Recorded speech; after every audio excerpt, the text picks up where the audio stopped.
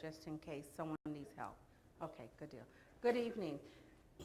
Thank you for coming to one of the last, we have one more opportunity to discuss the transformation plan for the Grand Rapids Public Schools.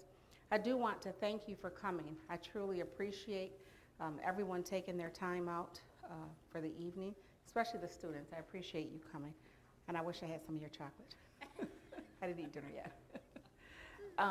This plan that you will see truly is about transforming the academic program in the district. We are, the reason we asked to make these changes with the board is we know that in order to really grow our economy here in the Grand Rapids area, the Grand Rapids Public Schools, we have to be the best that we can be. So we've put together this transformation plan to focus on economic growth, quality workforce, quality of life, and that's for all students, our next generation. And we really want to do the best thing for the district so that we can compete, our students can compete, so that we can be the best in the area. And in order to do that, in order to really build on our programs, we must offer quality programs in every school for every student. We have 5 programs that we received recognition from the state as being rewards, and that is City, Blandford, Zoo, Economicology, and Coit. We would like to see the exact same thing happening across the district at every school and every program. We do want to become the district of choice. In 2001, we asked members of this community, what should the district look like? We took the data from 2001, 2004, 2008, the district review and the strategic plan, and came up with this plan now that I will present to the board on Monday night. We really looked at we came down to 3 guiding principles. We wanted to focus on what is best for all children in every classroom across the city. We did not want pockets of excellence. We wanted to continue what works, even though students test in some of the programs that we have received recognition for. There's still great things happening in those schools. So we wanted to see what can we learn and how can we then copy that. We do want to create stability. We have had a churn in this district for quite a few years. We want to do what is working, stop what is not working, and then literally just hold the district still for the next few years so that we can grow. The criteria that we used, and schools didn't have to meet all of these, but we did look at each of these areas for the schools: academic performance, quality and efficiencies, best practice, enrollment, building capacity, infrastructure, and then we looked at the neighborhood, the trends. There are pieces that you will find in this plan that I will ask the board to support. The first is to redefine central office and the work that we're doing, to reduce our athletic program from 3 to 2. And that's something that came out in 2004 and 8 out of the strategic plan, but I am asking the board to allow me to do that. A compensation study for our employees. I met with someone today to start that. We have some of the lowest wages in the county. And so I've asked the board to allow me to, one, have a study completed this year. And then the second is to take part of the dollars that we get from this plan to reinvest in our employees. Definitely, we are going to eliminate the year-round school. That does not work It is not the best program for Grand Rapids Public Schools. I'm asking the board to remove that.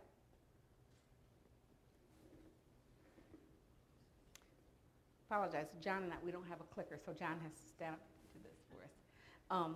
This plan saves about $4.8 million a year.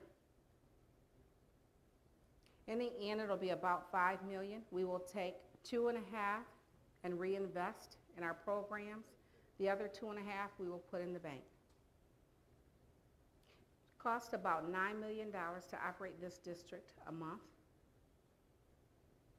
And in order for us to continue down this path and be successful, we must reduce the amount of money that we are spending on infrastructure. And that's what this plan does. Many of our buildings are at half capacity. And there's no way we can continue down that road. We've known for quite some time that we had to close buildings. And now is the time to do it.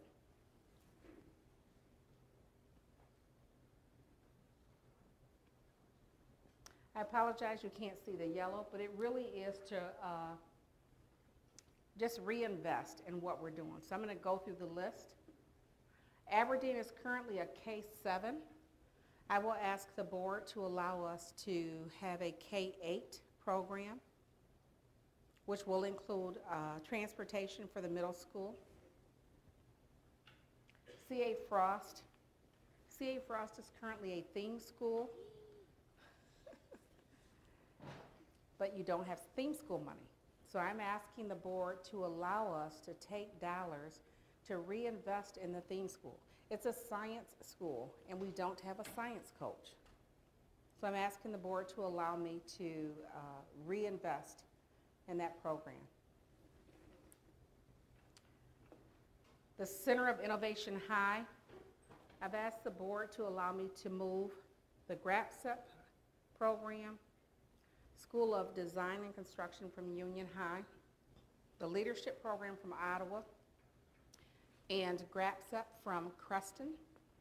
And we already have the Centers of Innovation, our health science at Central. We will create a new high school and move all of the COIs into one building. Some of our programs right now, we have students that are on computers all day. There is nothing innovative about that. Our children deserve to have their teachers. Under this new model, we will share teachers, and students will use technology as a tool and not as the main teaching source. City High and Middle, I've asked the board to recommit. We've already hired a coordinator, an IB coordinator for that program. We have new computers, and we've ordered a sign for the building so that we can continue to really recommit to city. Coit Creative Arts, Southwest Community Campus, there's a few of them. Sherwood, I've asked the board to allow me to recommit to those theme schools. We've taken the theme school money over the past couple years, maybe 3 years, not real sure. We've taken the money from those schools so they no longer have dollars to support their theme. There's nothing special about a Coit Creative Arts if you don't have an arts teacher. We need to reinvest. So I've asked the board to allow me to do that. Congress is a neighborhood school, and that will continue. I've asked the board to allow me to continue that as a neighborhood school and work with that community. Grand Rapids Montessori, we would like to grow our Montessori program. Actually, we've already committed $50,000 a year for the next 5 years to train Montessori teachers. Because again, we want to have the best. So we want all of our teachers teaching in Montessori to be trained. KEC Oakley, I've asked the board to allow me to merge 2 programs, Oakley and Mayfield, and we will have about 100 students, and we can share staff. So it really is to maximize efficiencies there. Mulick Park will maintain its neighborhood. Actually, we're going to recreate that neighborhood for Mulick Park, but that will continue to be a neighborhood school. North Park Montessori is currently a pre-K through 6 program. We will continue the North Park Montessori program next year, K-7, pre-K-7, and the year following pre-K-8 to grow that program. Ottawa Hills High School. Ottawa Hills was built for about 1,900 students. The proposal is requesting that Ottawa Hills be split to 2 schools, one comprehensive high school with a partnership with the historically black colleges and universities, the other a pre-K through 12 IB program, an international baccalaureate program. Shawmut Hills, we're asking that that school become a K-8. In this plan, you'll see we've increased K-8s by 5 schools. People have asked for that. We do that very well. Southwest Community Campus, we will, again, commit to that dual immersion program. It's a theme school program. So I've asked the board to recommit. Stocking Elementary, we closed Stocking about 3 or 4 years ago, don't remember when. I've asked the board to allow me to reopen Stocking, and that will we'll offer a K-5 program there. The recommit is many of the schools that we have now, we want to recommit and really come together as a family. Alger Middle, there's 3 schools I'm going to do together. Alger, Union, and Westwood. Those 3 schools are on the list, and they've been identified as a priority school by the state. We will work with Cambridge Education as a turnaround model. We're currently a SIG school. Those 3 schools are SIG schools. That ends the end of this year, so we will come together with a new plan for those 3 schools as a turnaround.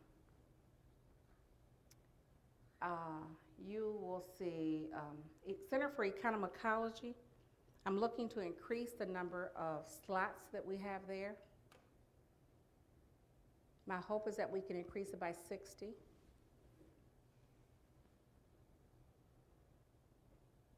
There's several other schools on the list. There's actually 8 other schools that are on the priority list. I'm going to get through my presentation first. 8 other schools on the list, the priority schools. We have to submit a plan to the state by the 29th of November on what we're going to do with those schools.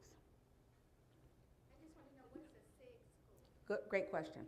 That is, you've heard of the schools, the lowest 5% schools that did not close the achievement gap, so a school improvement.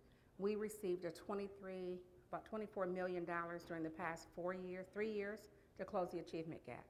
And those 3 schools are still on the bottom 5% list.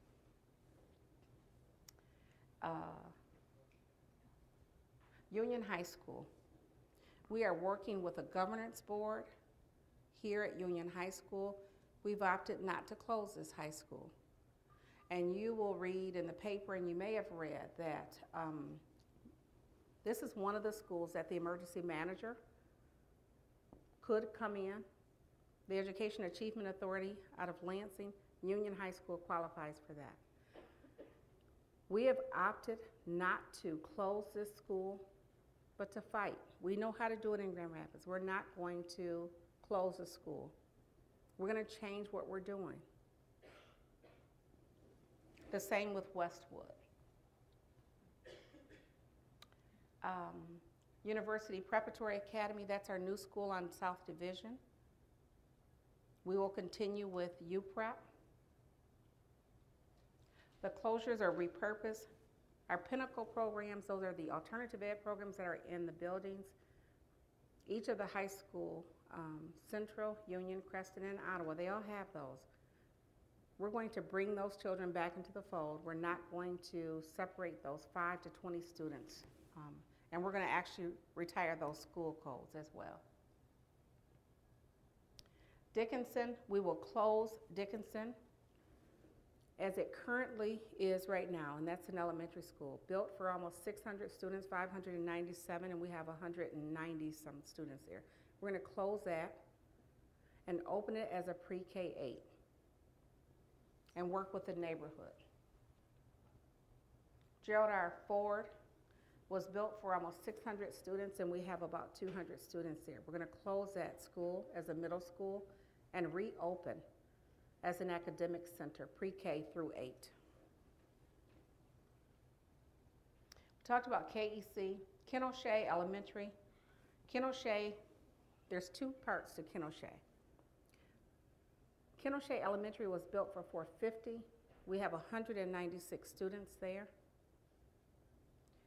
I'm asking the board to close Kenosha as an elementary, the way it exists today, and reopen as a preschool university with a small attendance area. And it will also house some of our other programs. North Park was built for 450 students. We have 136 students at North Park, 208 students in the Montessori program. I am asking the board to close North Park Elementary, and we will create new boundaries, which will include Aberdeen, but North Park Elementary will come off the books. I talked about Sherwood Park, Campaw Park. Campaw Park, we have about 200 students. It was built for 470, 480, almost 500. I'm asking the board to allow me to close Campaw Park. Shawnee Park, built for 600. We have 220 students in the building. I'm asking the board to allow me to close that as well. Cobo Elementary, Cobo, built for 505 students, and we have 200 students, 250. I'm asking the board to close that program, that school as well. Creston High School, as a neighborhood school, I'm asking the board to allow me to close that high school. Was built for $13.97. We have 600 students.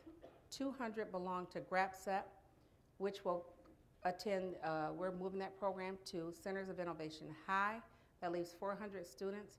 I am asking the board to close Creston as a neighborhood school. Hillcrest Elementary, we've closed it about 8 or 9 times.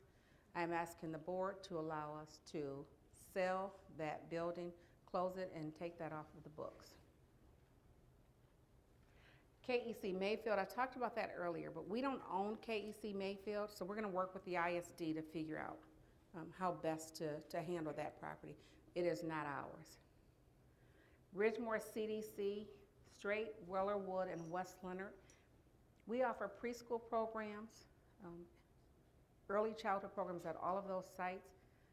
We will be moving those programs to other sites, and some of the buildings we will hold on to, some we will not. Planned growth for the future. Talked about the pre-K through 12 IB program that we will house at Ottawa Hills High School. The secondary study, the redesign.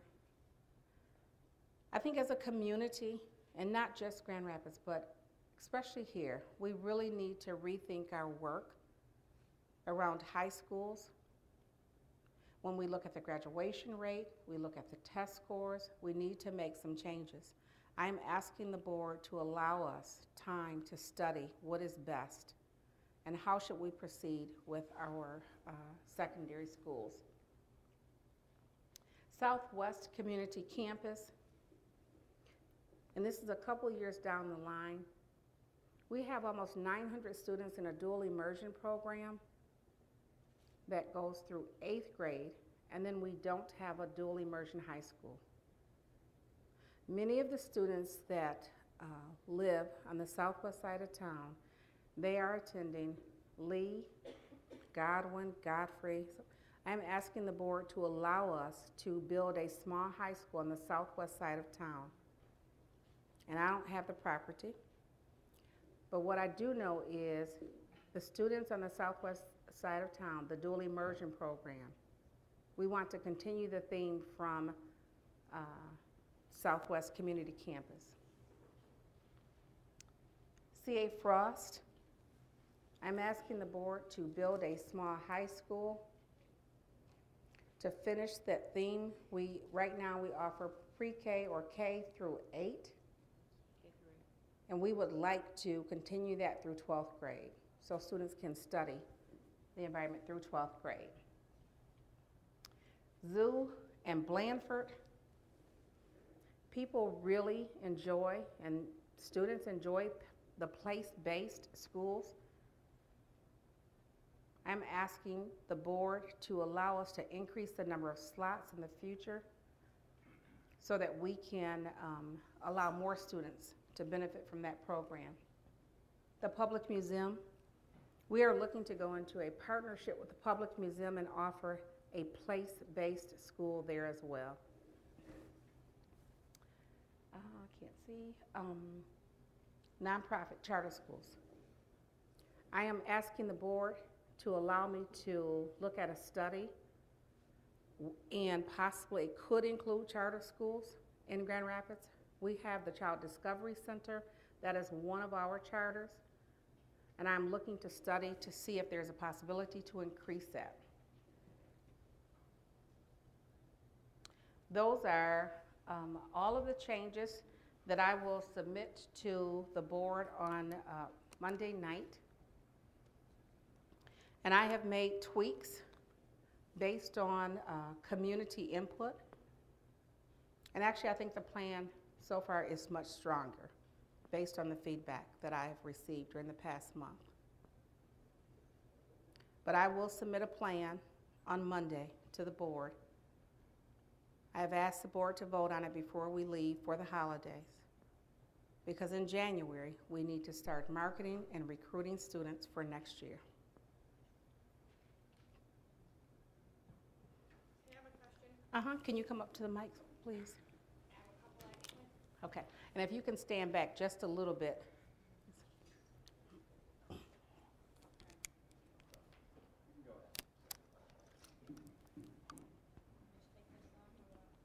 Now, you're trying to keep kids in GLPS, right? Okay, then cause I hear a lot of people going out of district. And now my question is you said you're gonna open up stacking, okay, but you're closing Colville. And you want people to come into Grand Rapids. But you're gonna open up another school, another poor neighborhood, when you have Harrison and Sibley. Because when you're going to close a school that's as good as that one and only leave and open up Sean, like you said, to the 8th grade, but then only have a theme school. But so will all like the kids. Now for me, I live on the Lower West Side, and I did choice of school because I didn't want my daughter to be around those children.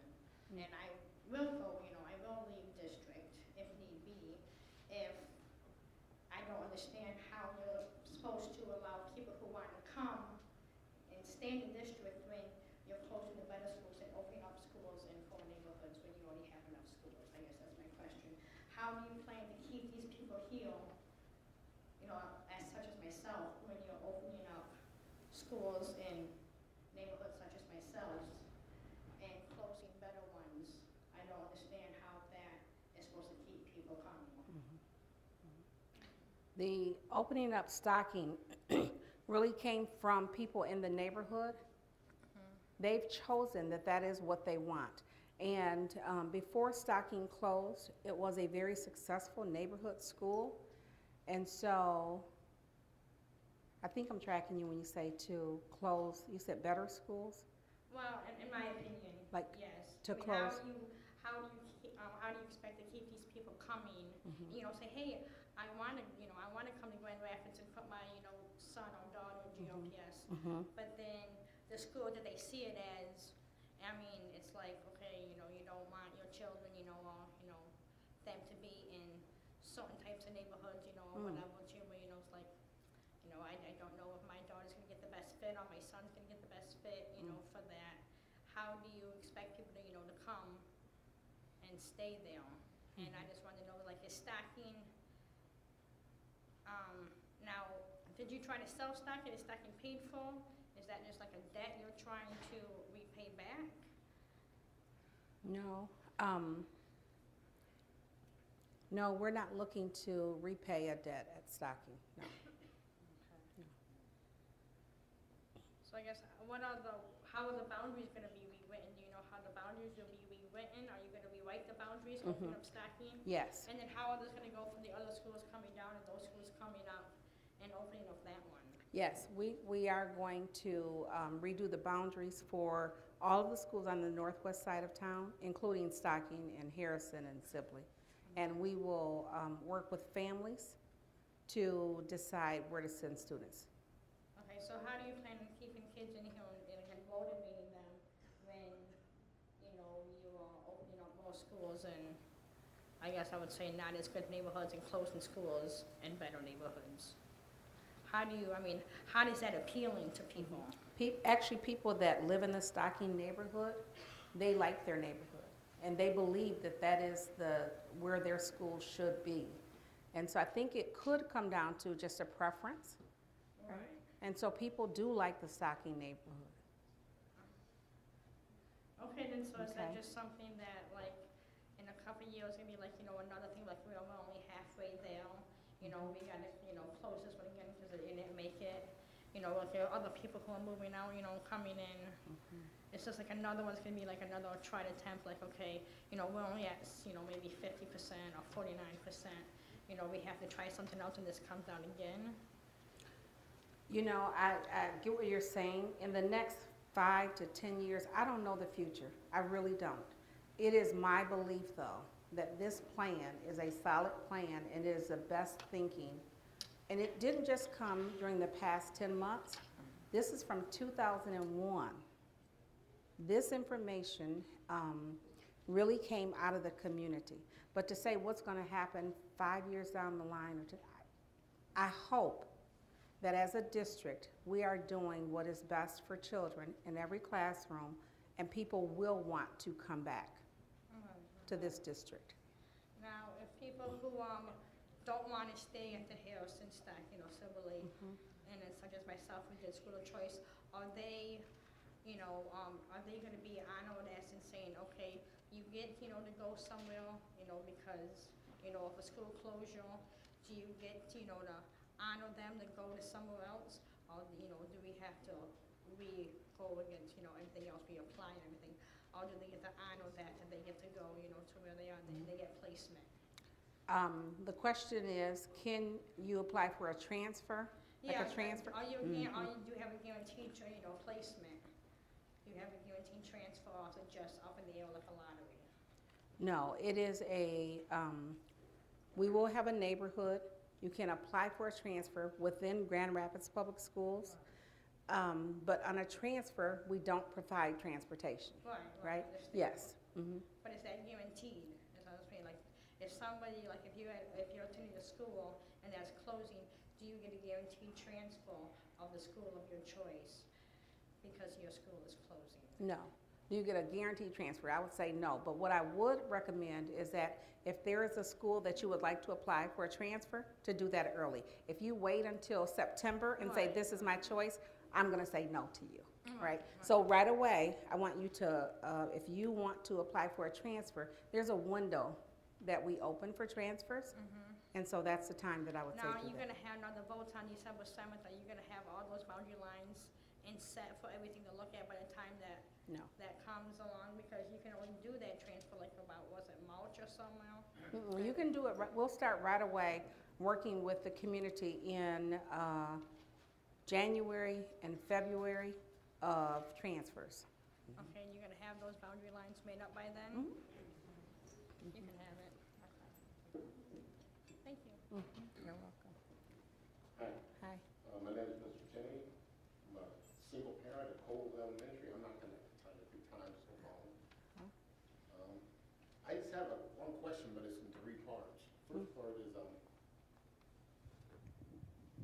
been a while since I've been a single parent. This is my son Gabriel. Give her your letter. You have a letter you wrote for her. And this is my Oh, daughter thank you, Corey Lynn. Gabriel.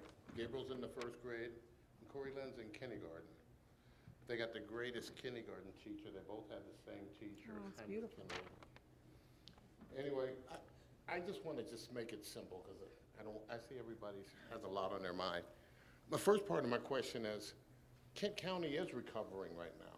I mean, we're doing better than a lot of other counties in the state as far as the recovery.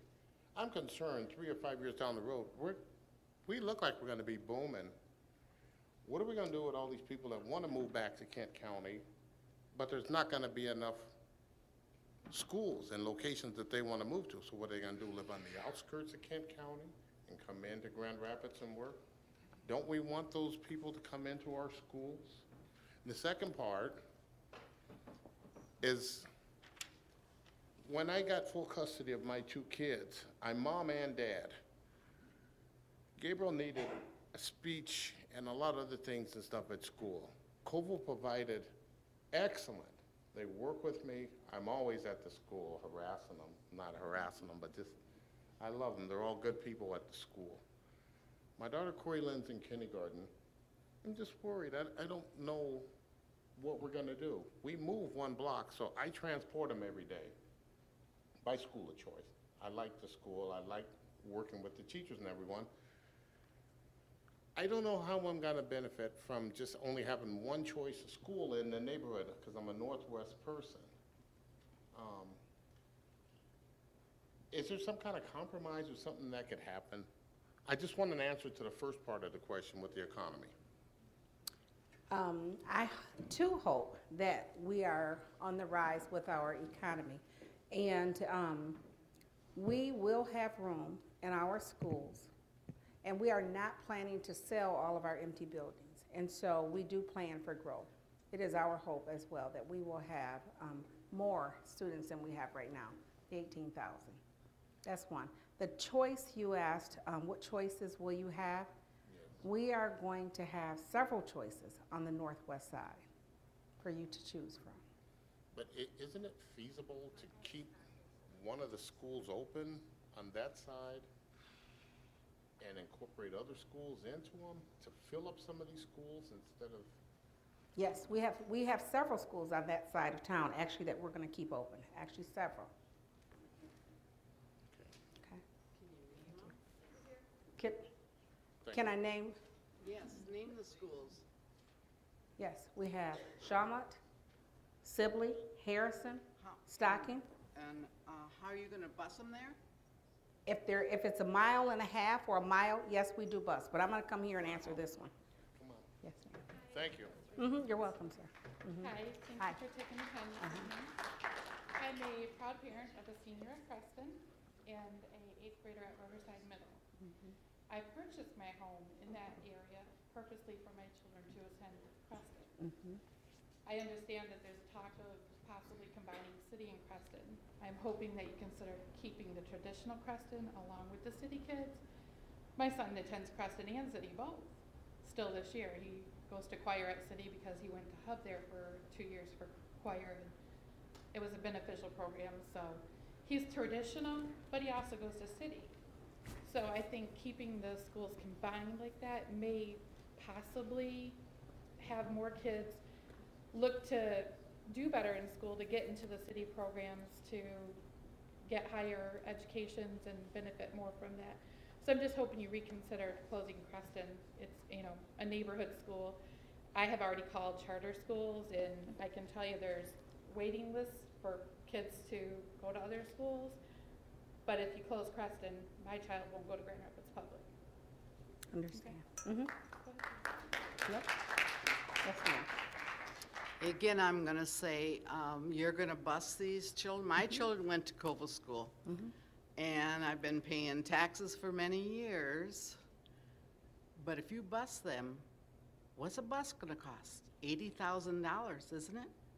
A 76-passenger bus? I don't know what a bus will cost. It depends on where the child lives. So when you say, am I going to bus the students that are currently at Koval? Yes. It depends on which school they choose, or it depends on the neighborhood. It depends on how far they live from a school. So Well, There's that's a several things. large area, goes way back to, way back. That is a large area. If you're gonna bus them down to Stocking, They may not necessarily go to Stocking. so There's they might go out to Shawmut? Shawmut. Because I know if I had little children, no way would they be bused. Right, and many people have to, I mean, that's the mean of transportation, right? So there's several people that we do have to rely on busing, yeah, Okay, but I well, understand. then you're not further ahead when you're paying $80,000 for a bus, are you? Thank you. You're welcome.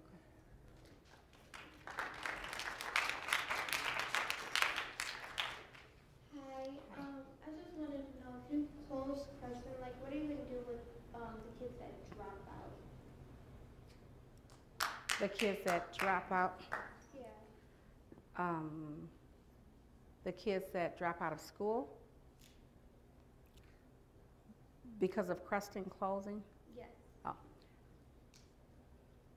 I hope that kids don't drop out of school, and so we're gonna work with the families so that they are provided the opportunity to go to the other schools we have, the Center of Innovation High, Union, Ottawa, Grand Rapids Preparatory Academy, our university prep, and we have City. Well, I'm just saying because Crescent is like a great school, and It to is. close it, it's not really gonna go, you know, far because there's 1,000 kids gonna stand for the school and fight Mm. because it's a community, and if you close it, you're tearing apart that community, and it's not fair to. Because I want to go to Creston. I understand.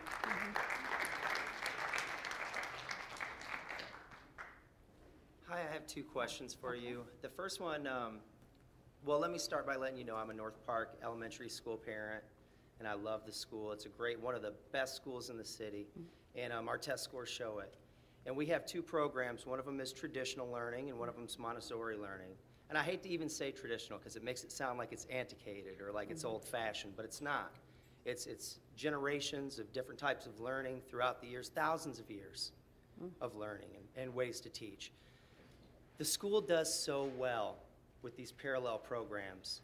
Why don't we incorporate more parallel programs like Montessori that runs alongside a traditional so that we can attract people back from outside of our school district, people that have fled the school district, bring them back in with something new and innovative all over the city That's right. rather than just in little areas. That's actually the plan.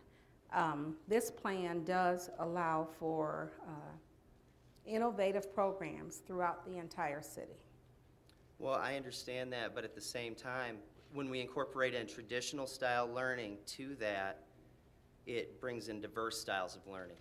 And with diverse styles of learning, new ideas come out. And great minds, like some of them in this room, will be able to really move to where they need to move in this world. My second question is there any truth to the rumor that I've heard that part of the plan is to pink slip every teacher in Grand Rapids? I don't know where that rumor came from. So the second part of your question, that probably is just a rumor. That is Well, not my plan. Okay, it's not part of the plan. Okay. That's probably a rumor. All right, thank you. You're welcome. That is a rumor. Yes. Hi, I'm Tony Cornazar. I'm a proud student of Creston High, and like the ladies before me, I have the same question as to why I at least consider merging city with Creston because of the undercapacity we have there. But like Creston, it is a good school. A lot of families go there. A lot of people go there. My younger brother is going there next year if we would continue to keep it open. But we're like a family there. Everybody's grown to know each other. If you just come in, you're automatically part of that family. And I've spoken to this with my parents that if Creston were to close next year, I would not be, me nor my younger siblings will be attending any GRPS high schools. We'll either move out of state or to a different city. Okay. But I just don't understand because you said yourself you're a polar bear. How could you at least consider putting it on the closing list rather than the planned growth? You know, It was a very hard decision, but when I went into this, I did not look at any particular school, and I am a polar bear. I graduated from Creston, but the numbers didn't bear out, right? It did come down to how do we sustain that program? And it cost $1.5 million to keep Creston open. And we have to take the dollars, instead of spending so much on keeping a building open, we have to take those dollars and invest in the educational program across the district for every student. And so, I mean, I didn't go in looking for Creston, it was just the numbers didn't add up. But I appreciate it. Thank you.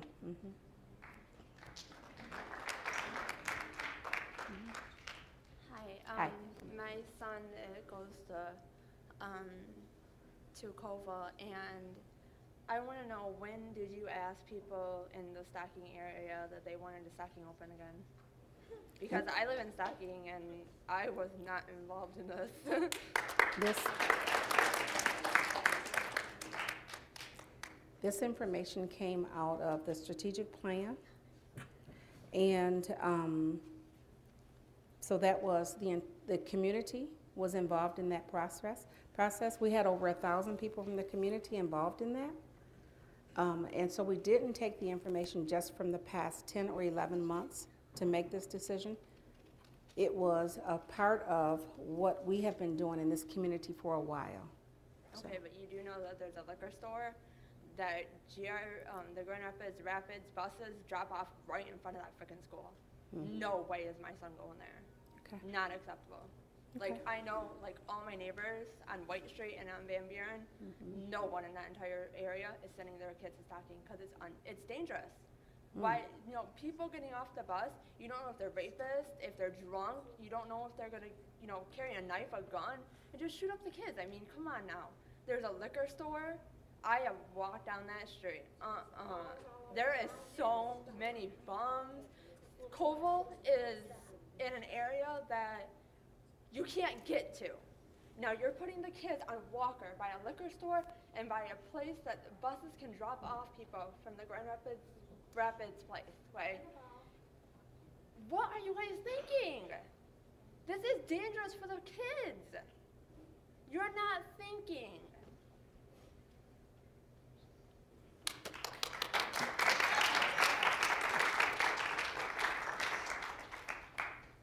My name's Mike Wolf. I actually don't have a question. I just wanted to express general support for the plan.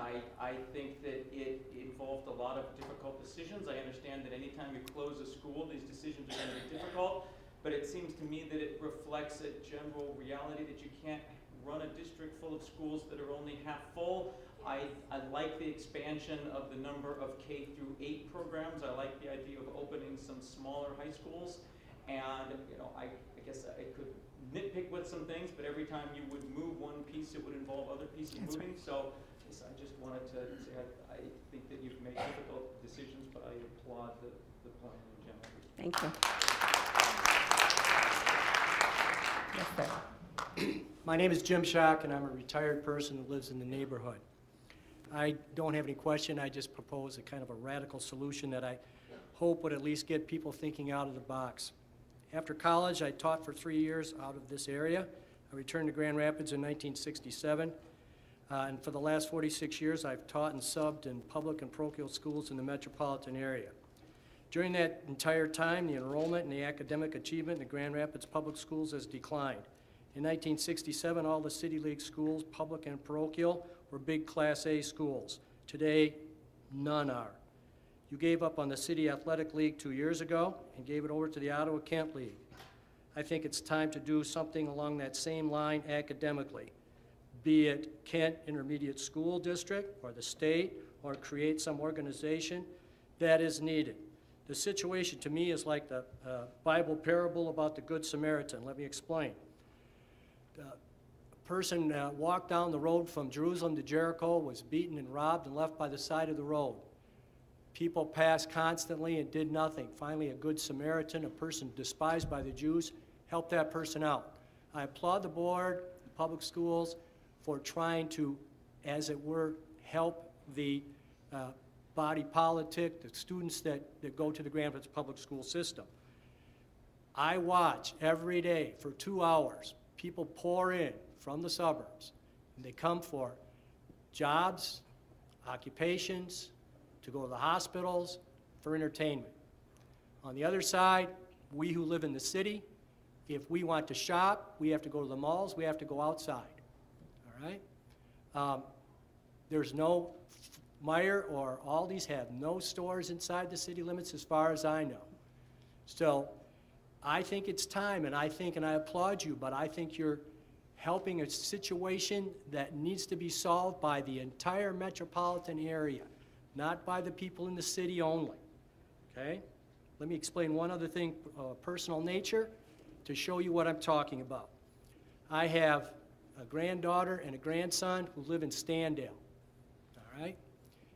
To go to Granville High School, they can travel down Lake Michigan Drive, and when they get to Colville, they don't turn the 2 blocks and come here. They go on farther to the expressway, and they go another 8.5 miles to go to Granville High School, all right?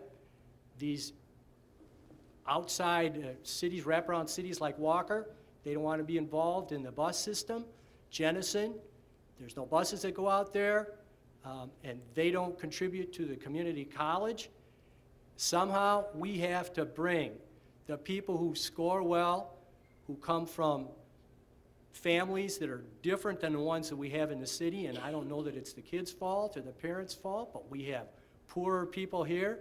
I've seen some successful endeavors that I read about in the Grand Rapids Press from Wake County, North Carolina, and the city of Raleigh, where they joined the city and the county school system. Maybe we should be doing that with KISD or turn it over to the state.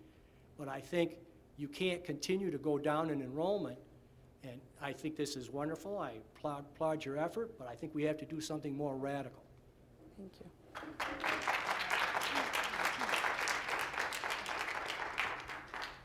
Good evening. Good evening. My name is Fran Kent, and I've had children in the Grand Rapids Public School System for 30 years.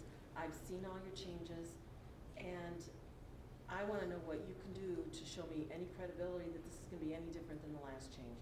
You closed stocking 2 years ago. You made these promises that Harrison would be a K-8, our kids would be okay. It's not. Our kids can't stay in a K-8 if they, you went from 4 classrooms to 2 and you moved 2 of them. This isn't offering our kids what they need. And now you're backpedaling, reopening stocking, rechanging the boundaries again, which you do every 5 years on the west side. What's going to give our kids any stability, any hope that they can continue to go forward and succeed if you don't give them anything to hold on to? If you don't make anything stable, if you don't leave anything that's going to give our kids hope. The only reason this system is here is because of the kids. But every time there's a financial need and you have to make hard changes, and I feel for the families at Colville, I understand what they're going through.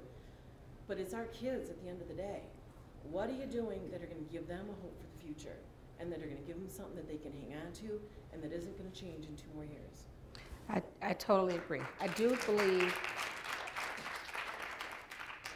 believe this plan does offer stability in the district, and I agree with you that we can't continue this churn. It isn't right for children.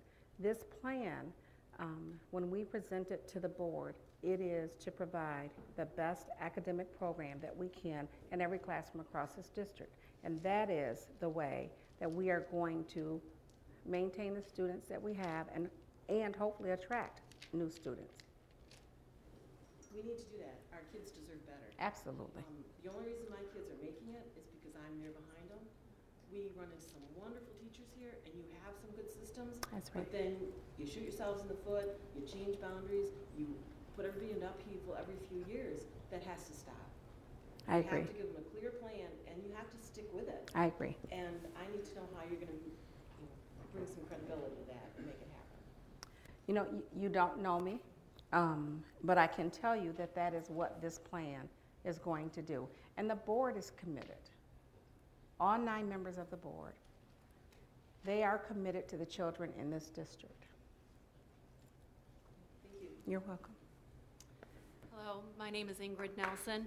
I am the PTO president for the Grand Rapids Oral Deaf program located at Shawnee Park. First of all, I wanted to say I do appreciate your efforts and applaud your efforts to trying to make the school district more efficient, and I truly believe you do have the best interest in our kids at heart. I just wanted to thank you for possibly reconsidering the Grand Rapids Oral Deaf program and how that may look in the future, and also stress the importance that truly we feel as parents. I am a parent of a young hearing impaired child, and the Grand Rapids Oral Deaf program is truly a success story within the district, where we do have nearly 75% of our children mainstreamed and integrated into their local schools by age 6.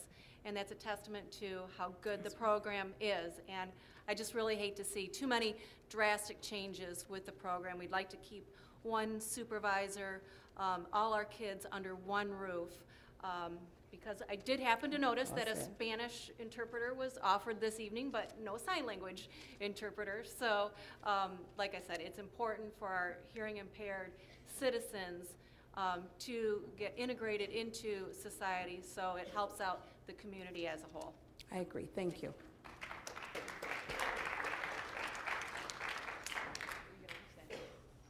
Hi. I'd like to start off with I am a proud parent at Colville Elementary. So proud that I decided to take the PAL position this year, which is the Parent Action Leader. For those who don't know. I have like a couple questions, which kind of go with the kids actually. Okay. From my understanding, it's going to take around $3 to $4 million to reopen stocking, and it's not going to be open until 2014. If that's true, that it's not true. No. So next year in September, stocking would be ready for students to attend there, That's correct. and we won't be moving them again after that. Because you had also said in an answer to another parent when they were talking about growth, if we continue to grow again and students by some weird chance start coming back to the district, for ones that have left, then we're going to look at reopening the schools that we closed. Am I right? We will maintain the property, some of the property that we have. I don't think that it is left up to us at this time to sell off all of the property in Grand Rapids. I just don't think that that's my role as a superintendent. We've held on to some of this property for many, many years, and for me to sell it, all of the property, that's just not something I'm willing to do. So. Okay, but if this plan is for growth. It is. It's for growth and for our children's future. Mm-hmm. So we're going to grow, which means this plan works, then we're going to grow and we're going to need more room. So we're going to move the kids again back to schools that they already left because they got closed because we didn't have enough. No, the schools that we have open, there's not one that's at 100%. Even with this plan, we will not be at 100%. So we have plenty of room to grow. With the schools that we will have open, we have plenty of room. Okay, so the districts will all be set for students to attend the new schools next year? Some of them. It's a phase-in approach, yes. But those that we plan to open in September will be ready, yes.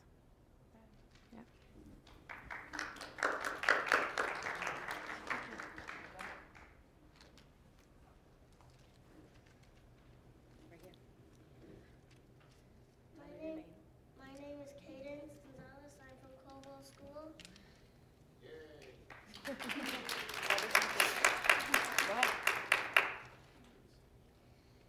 And I think that if moms and dads don't like the school you're moving your kids to, wouldn't that make them try to find a different school to go to?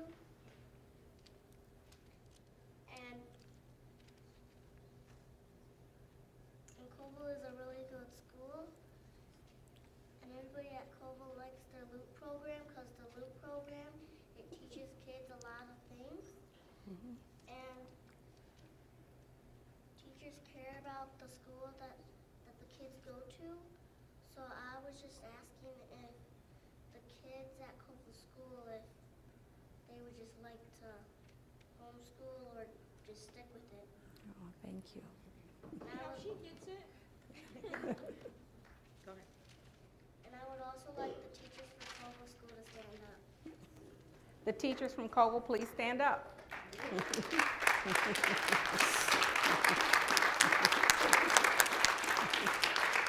Thank you. Hello. I'm a parent at Shawmut, I'm a kindergartner in one of the two classes. Just wondering, with closing Colville and doing the K through 8, where do you plan on putting all the kids? Currently, we have two classes. One is 28 kids, the other is 29 kids with one teacher in each kindergarten class. So I'm just wondering, can't figure out where you're gonna put all these kids.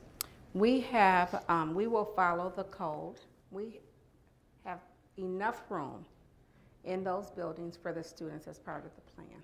We have looked at, With closing Colville Yeah. and rerouting everything, okay. yeah, thank you. Yes, ma'am. I'm Donna. I am Cadence's mother, and as you know, we go to Cobble. I have her transported every day to go to Cobble. We started school in Forest Hills District, and her education in Cobble it's great. It's wonderful. The students there, not the students, but the teachers there, they push them to go beyond their limits, and they are wonderful teachers. Good. Now, opening Stocking School, instead of doing that, why are we not putting some of those kids that can go to Stocking into Sibley, into Colville, and into Shawmut and Harrison? Another thing is that I don't want my 6-year-old going to school with 14-year-olds and 15-year-olds. I don't want her to learn things before time that I'm ready for her to learn them from other teenagers or whatever. I've been in Grand Rapids Public School. I went to Westwood. I came here to Union. You're closing Creston to save a school that's in the bottom 3 when you can put the other school that's in the bottom 3 right across the yard into this school and shut that school down and try to work that whole program together to save just one school, instead of putting our little kids and babies with his little kindergartner in schools with 7th and 8th graders. The safety of them in schools like that, and crossing boundaries from Creston to Ottawa, which is the rivalry school, which is our actual neighborhood and where we live at, is creating unsafe for those students there. It's creating, like the one girl said, so much opportunity for kids to drop out of school. I did from Westwood, because when I ended up in a Excalibur Prep School, which is now closed down, but I ended up there because we had 30-something, 40-something kids in one class. We didn't have a teacher to pay attention to what we needed as students there, like they get at Colville. And a lot of students from my last year at Westwood coming into here left, and most of them right now are locked up, but we did what we had to do because parents in Stocking neighborhood, they don't care. They want Stocking open because it's right there and you can walk, and I don't have to get up with you and take you to the bus stop in the morning. Whereas people who go to Colville and transport their kids to Colville, we care about them and about our school.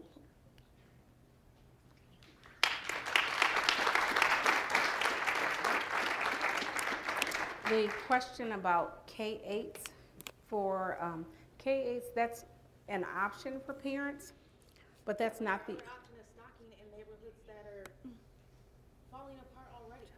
In schools where attendance ain't even up and they can't control the violence in schools like Union or Westwood, that you want us to put our little kids in Stocking in the same neighborhoods as these schools with these students? That's what I was trying to say. I live in these neighborhoods. My sister lives in these neighborhoods. My nephew, who goes to Westwood, was just suspended because of the fights that he was involved in at Westwood. I know what they're like on a daily basis.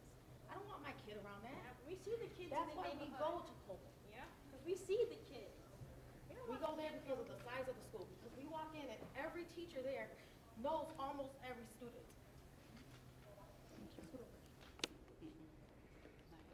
Hi, Superintendent Neal. Hi. First of all, we want to thank you for being our superintendent. You're welcome. We appreciate you greatly at Colville. My name is Sarah Kasperzak, and I'm a speech and language pathologist at Colville, and I'd say I've been there probably longer than all the staff. It's my 17th year. wow. And so we have a few comments that as a staff we came up with. We wrote them down because we want to make sure that we get all of our points in, so I'm going to read. After listening to parent and community concerns about closing Koval, we've outlined a brief summary of possible options for keeping Koval open. In addition to the options, we also wanted to make the community and board members aware of several factors that may impact the upcoming decision. In 2006, the district spent almost $1 million renovating Koval School's heating and ventilation system. 2 years ago, they installed technology carts with sound systems and Eno boards in every classroom. A full set of technology, which we really appreciate. It is wonderful, and it has been adopted by all the teachers. The Student Advancement Foundation grant just granted us $10,400 in between 2007 and 2009 for new library books. We have a recently installed new boiler and new carpeting and new paint on all of our walls. They recently removed all of the asbestos in our school. We've had commendations and awards from district leaders for our work with PBIS. We have been awarded nearly $4,000 in grant money to renovate the front entrance of our school last year. And we have strong community involvement with Hope Mentors, our nearby church organizations in St. Anne's Home and PTA. And it's our hope that you would consider these factors above and options coming up in your thinking before making the final decision to close our school. Our first option is to consider making Koval a K-8 building. Why? Because what we have observed as a staff is that most of the time, once the oldest child at Koval becomes close to 5th grade, parents are looking for other 6th grade options. If the family is not accepted at Frost due to classes being full or their application is late, the family moves all of their children from Koval to one of the charter schools or our neighborhood, Kennewa or Granville. And our solution is that if Koval would be turned into a K-8 building, we feel that our families would be more stable and would stay. And the other option that we had considered would be to transfer some of the preschool programs to Koval, for instance, West Leonard. And that would help to increase our population and to fill our school. And our solution for that one is that young families would have an opportunity to see our school in action, being there in a preschool setting, and then possibly continue to send their children to Koval for the remainder of their elementary education. So thank you very much for letting us share our thoughts. Thank you. Thank you. Thank you very much. Hi, my name is Melinda Malinowski, and I've got 3 kids that do attend CA Frost Environmental Science Academy. The question I do have that I haven't seen up here yet is about special education. I have a daughter here that's with me. She has autism, and the funding has been cut so dramatically that I see her having more issues than she's ever had. And that's my concern with all these kids in GRPS. We had the funding cuts for everybody, but we don't hear a lot about special education. And I would like to see what we've lost back at the school. We've lost our autism teachers. We have nothing there for them. We're so strapped now for one person that's there having to deal K-8. And you can see all the students affected by this. And I would like to see, something happen with the kids to see that they don't miss out on this. They're mainstream, a lot of these are mainstream kids. They do great. They just need that extra help. And for them to succeed, they need this input in place for them.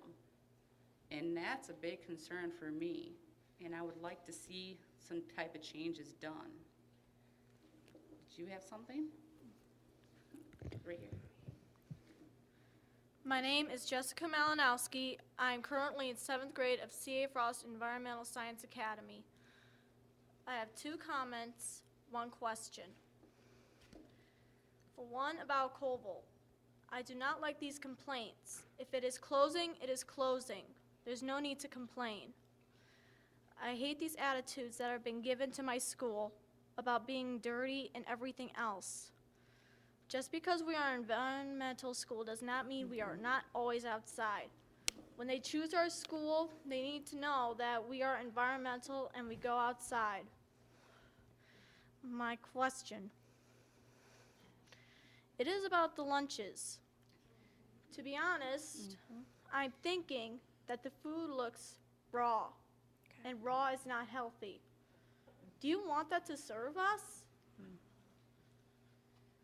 My comment.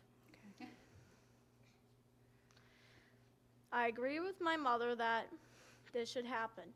Things have gone worse since last year. I am dealing with more problems and being alone more often when I should be with my fellow classmates. This needs to help. I am sick of being alone and trashed like garbage. I need this education so I can be with others and act like a normal child. Thank you. Thank you.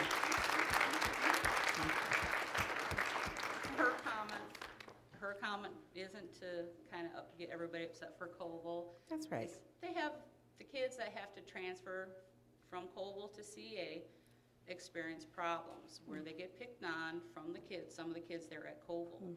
So they have to deal with that there while they wait for their bus. So that's where she's coming. But I did have an older son that did go to Colville, so their school is a good school also. And that would be a sad thing to see them close also. Absolutely. Absolutely. Thank you. And we will have someone check on the lunches for you. That's important. Yeah. I'm Amanda Dell. I'm a parent of a child who's going to be attending the preschool for that oral deaf program as well. And I just wanted to also thank you for opening this to the community, and I think it speaks to GRPS's integrity as a district as a whole, and just talking about the importance of the program itself, how it's currently set up, the consistency for the children. You mentioned, GRPS being the best in the area, and that's the goal. And I think that the oral deaf program has been recognized, with Alexander Graham Bell Awards, and I think it speaks to how well the program is currently. And so I just wanted to reinforce that message. And Thank you. Thank you. Thank you. Yes, ma'am. Hi. I'm a parent of a child that goes to Creston. And I know children from our areas within the city. My concern is they all live differently. What are you going to do to help the children that move from Creston to all these different other schools with the fear that they will have coming into these schools? Because, like I said, they come from different areas. It's just Union have some that come from the southeast side, and they're all over the place. And these children from Creston, it's not a perfect school, but they're not. They really are good children. And so why aren't you trying to bring city and Creston together so that the kids from city can encourage the kids at Creston, because they're not that bad? I don't understand that. City is a testing school, and the way that we have city set up, you have to meet the criteria. Now, this application process is open to any student in the Grand Rapids Public Schools. My child came from city She came from city, and now she's at Creston, so I know that process. Right. But I'm saying, why aren't you pinning them to, because they can come together and they can encourage those kids, and those parents can encourage those parents from Creston and help each other out. Instead of sending some kids that's in, because there's everything over there. They have stores, they have libraries, they have all kind of things in this area, so I don't understand why take them out of this area. So your request is to create one school, Creston and City, together, is that what And help each other. Yeah. I do agree that students need to work together. However, the program is not to blend one large program, because Creston is not a test-in and City is a test-in. And it is my recommendation to the board that we allow City to remain a test-in. And like you said, you know the process. City is an IB school, and I will ask the board to continue that. But as far as working together and students helping each other, the goal is for every school in the district to have opportunities for AP classes, dual enrollment, as we do for City. Okay, so, well, like I said, then y'all need to come up with something to help these kids with their fear and We coming will. into a bigger Thank school you. and then creating a big mess. Thank you. We will. We will work together. Thank you. Hello, Superintendent Mia. Thank you for having these community meetings. You're We welcome. need them, and it is apparent we're making some Thank very you. difficult decisions Yeah. based on some challenging situations. Mhm. And hopefully, community will come together and support whatever the outcome of the plan, Thank you. as opposed to demonizing other neighborhoods that they're That's not right. comfortable with. That's right, ma'am. We're all challenged around this, and we're all in this together, so thank you. I am a proud parent of GRPS. I have benefited from CA Frost, from Zoo School, and I now have a child at City and at UPrep. And my kid can compete with any kid in any district, and I know that is due to the education that they receive at those schools. So I'm thankful for that, and I stand proud of them. One of the biggest questions that I have for myself is I'm really concerned about the building maintenance line that you have in the budget. We are constantly losing our janitorial staff and faced with challenges around that. And our books are so old. That's Are right. there any resources that's going to be put towards helping our teachers to have updated resources, books, materials, in terms of educating our children? Thank you, yes. Part of the plan is to take half of the money from the savings to reinvest in our programs, and the other half is to put in our fund balance. So yes, thank you. Hi. Hi. Hi, Superintendent. Hello. Joseph Brown again. I have a suggestion for Koval parents. Get a Montessori preschool to fill up the rest of your building, because these things make money. And they bring in people. They bring in people that don't want to send their kids out to Rockford in preschool. So get one today. In North Park, we also have an autism program. It's actually the third tier, it's the third section of our school, and it's really awesome. My kids are so great and sweet because they get to work with people that have all different ways of thinking. My question again is why, when we have a great program that works well with 3 different diverse learning methods, are we going to change that? And we have your question.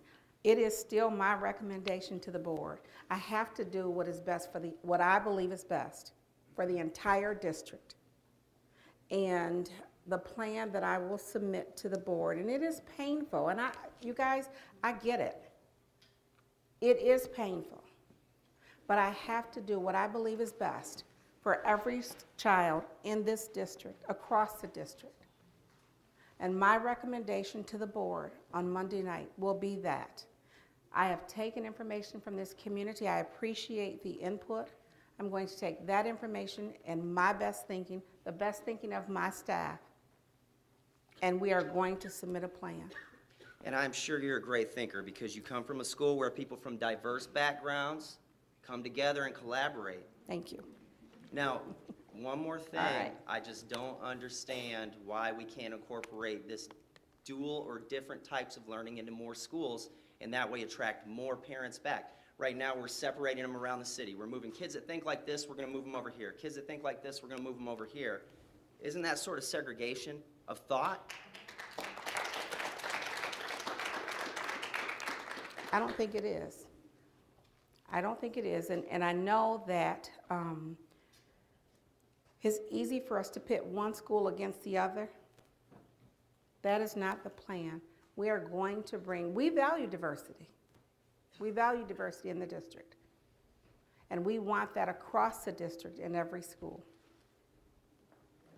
Good Yes, sir. evening. My Good name evening. is Gary Holtzman. I'm retired from the Army and moved here to Grand Rapids on the northwest side. And for the past 10 years, I've been a volunteer over at Koval School. And I've been able to see these kids grow up and to be wonderful people. Unfortunately, Some of these people get to 5th grade, and they don't want to go to Westwood Middle School. And so the whole families just move over to charter schools, other places, because of Westwood. So the problem with charter school, the problem with public school, it's Westwood Middle School that we should be dealing more with. When you announce that you're going to reopen Stocking School, my wife is a tutor over at Coleman School, and she tutors kids, she says, oh no, I'm going to have to go back to the old school. I don't want to go to that school. You're talking about stability for kids. We're just moving these kids from one building to another every other year. That's not stability.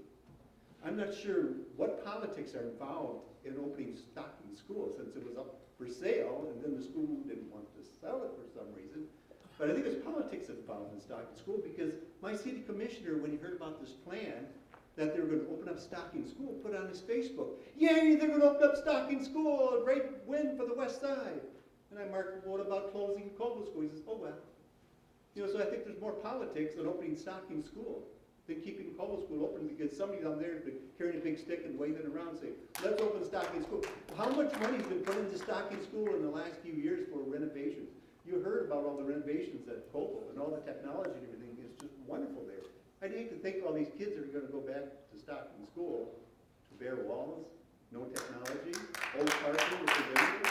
There's a two-story building, there's an elevator in there, so people get to the second floor that are handicapped, or we're going to say, you're going to have to go to a different school. So I'm not sure also where you got your statistics saying people want this building open. My wife just got an email. I don't live in the Stocking area, but got this email talking about thinking about opening Stocking schools. What's your thoughts on it? Didn't say anything about, oh, by the way, we're going to close Coble School. So it's one-sided emails that Grand Rapids Public School is sending out to gather their information. So I think before you really make good decisions, the school board, is gather the information from all the people and not just one little handful of people around the school that was decided to close many years ago for a reason. I think a couple things. One, I've been very transparent with the plan. So I didn't put out to open Stocking and not close Coble. That is not what I did. And the technology in any of our buildings, we still own the technology. We take our technology with us. And the other thing is, you say, is it political? No, for me it isn't. And I've been very open about that as well. There are people in the neighborhood that believe that is in the best interest of their children, based on the number of students that live there. So that is where that came from. So I have no political agenda here, sir. None. One last request. Yes, we're going to sir. close Coble School. Keep the stability with our children, because a lot of those will be going to Stocking School. Can we guarantee them the same teachers, same principals, No. same staff? You know, at least there will be some stability with them, instead of like a new school and all new teachers, and these teachers who have no idea what kids are getting, they're going to be all set back another year because I don't know this kid, I didn't know where he came from. And that's what's happening with our kids.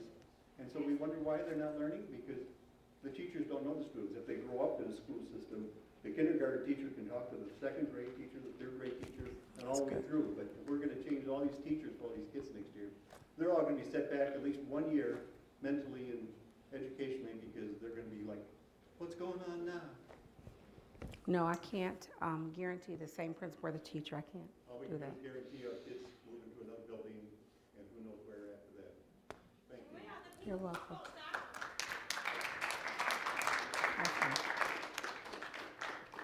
My name is Brenda, and I am the PTO president at Coble. And I've had my son Carson at Coble for 3 years. Carson has autism, however, he's currently placed in a CI program. Carson's been to 4 schools since he began.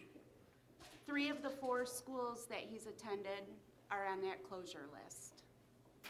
It pains me to see 3 schools that have a high number of special education students within those schools closing. My son was a student at Wellerwood. He was then a student at West Leonard. He was then a student at C.A. Frost. When C.A. Frost could no longer service my son, he moved to Coble Elementary. We finally found a home. And it makes me very sad to have to move my son again. My question is, what happens to the CI programs that are currently at Colville Elementary. What happens to those children? I moved out of Grand Rapids Public School District 2 years ago and into the Wyoming district. However, I've been transporting my son every day for 2 years in the snow, in the rain, whatever conditions, because of Colville. And I will be leaving if the school closes. I'll be leaving the district. And I believed in Grand Rapids, and I believed in the special education programs.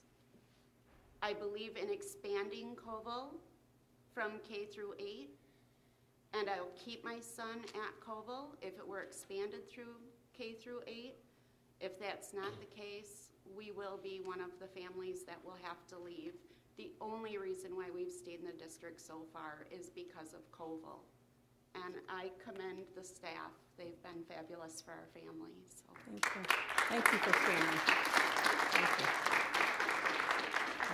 Hi. My name is Nancy, and I'm the proud parent of 3 GRPS students, 2 8-year-olds and a 10-year-old. And we're lucky enough, my husband and I make education a priority. We live in the city, but we could have chosen to take them anywhere. And after doing a lot of research, we chose GRPS, and we were lucky enough to get into CA Frost. And I commend you and your staff for this plan. It's very courageous and bold, and you could have easily coasted for years and let it bleed. And this is very difficult, and you can hear the emotion in the room. And I feel so blessed because we got into Frost. And my dream is that every child and family can get into a school like Frost. Frost can't be the answer. That's right. But there are, well, we looked at Colville, and it wasn't a good fit for us. And we live by Colville. But CA Frost was the choice for us. But the theme dollars are so important because, thankfully we had an incredible principal for years who carried this, Pam Wells, who carried the theme on her back and made it work. And she retired. She had every right to, despite my best efforts to keep her. But now the PTA is having to raise $35,000, $30,000. I clean the desks of the first grade classrooms on Friday afternoons because we just don't have the resources, and we want to put the resources into the environmental themes. So, if we want to continue to have schools that draw people in from all over, with theme schools, we're going to have to reinvest in those areas. So thank you, and You're welcome. I support this difficult work, and I appreciate you putting yourself out here tonight. Thank you.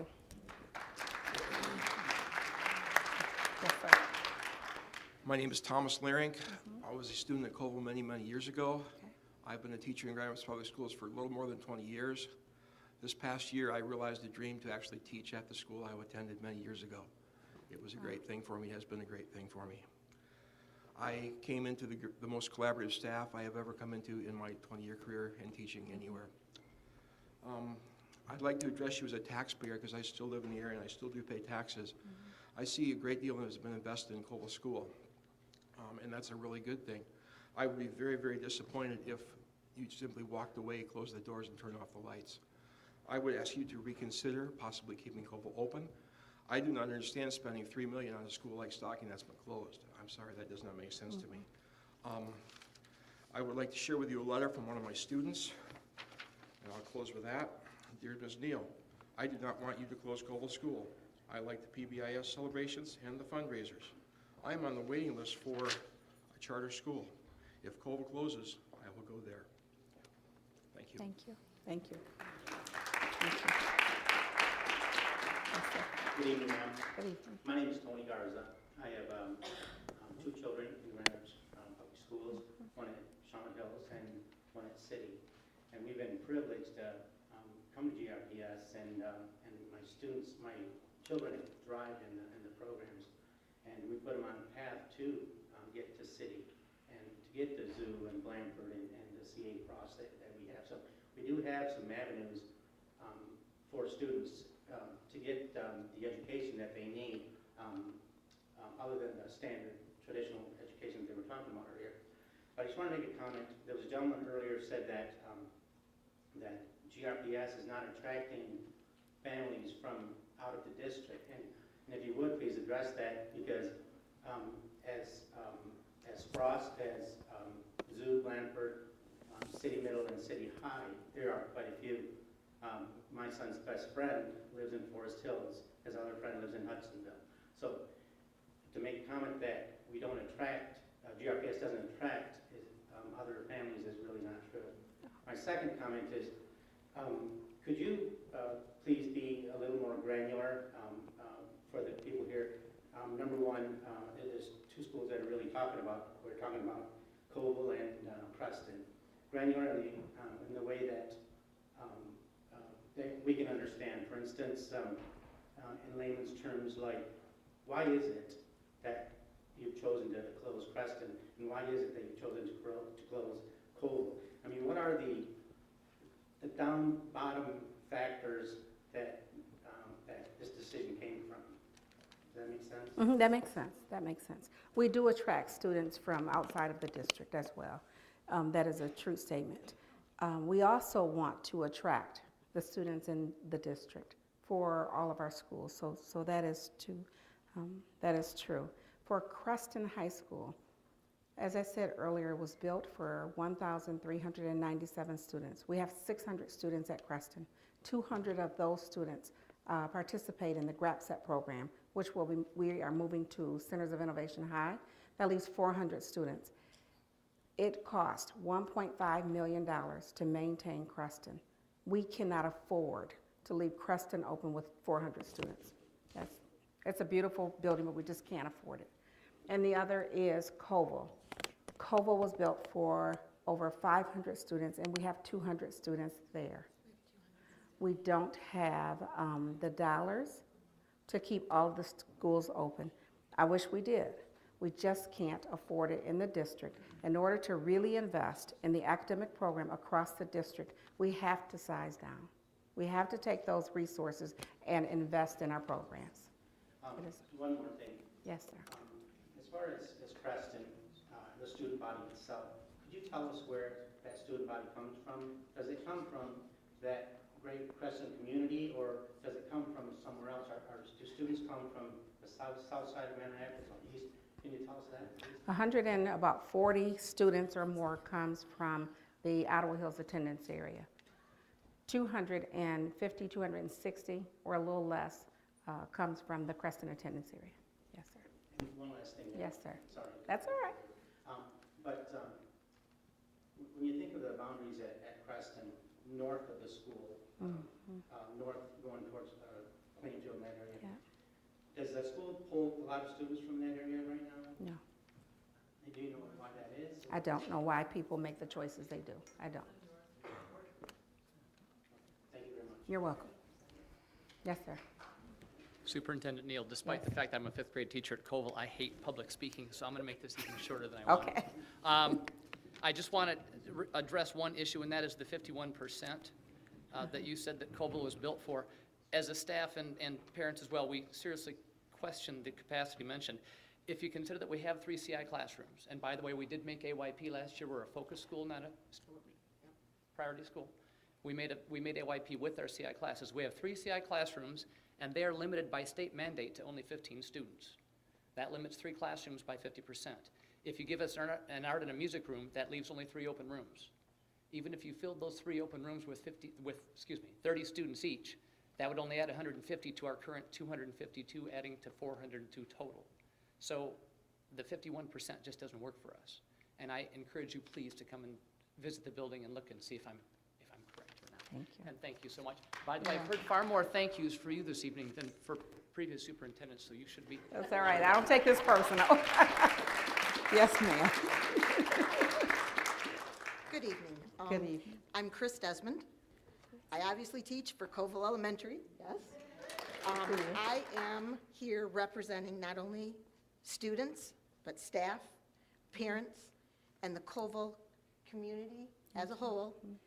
I'm inviting you, Superintendent Neal, and any of the school board members to please come to Coval, walk through our halls, see our school for yourself, and envision the possibilities that we have brought to the table tonight.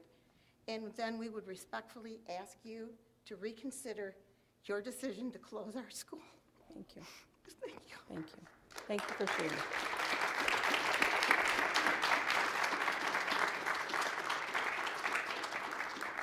I would like to thank all of you for coming out I have and will continue to take the information as part of the plan and part of my recommendation to the board that I will submit on Monday. Thank you.